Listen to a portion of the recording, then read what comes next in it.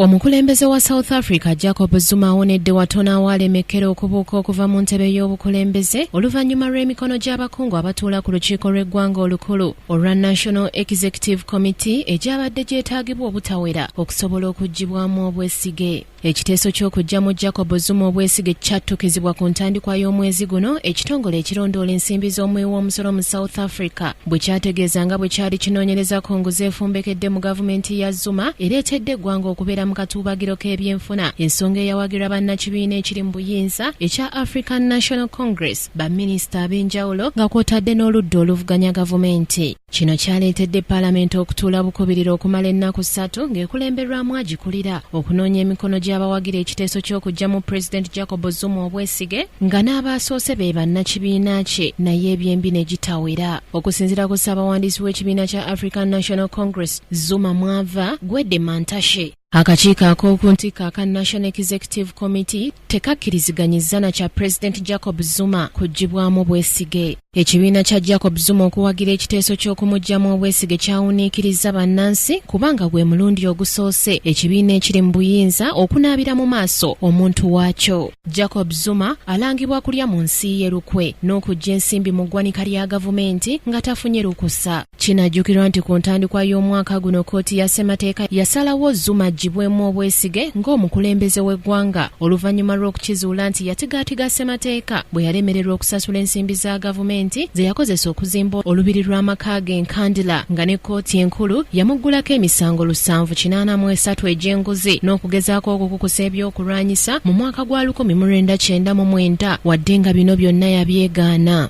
Abawagizi be bamusanyukiddeko olw'obuwanguzi obwo era nga balabiddwako nga beeyiye ku nguudo ez'enjawulo omuli Pretoria ne Johannesburg okulaga essanyu lyabwe. We twogerera emyaka 7 bukyanga Zuma afuga eggwanga lya South Africa era ng'ekisanja ky'ekisembayo kiggwako mu mwaka gwa 2019. Samali Kisaache, Kingdom TV, amalindirire.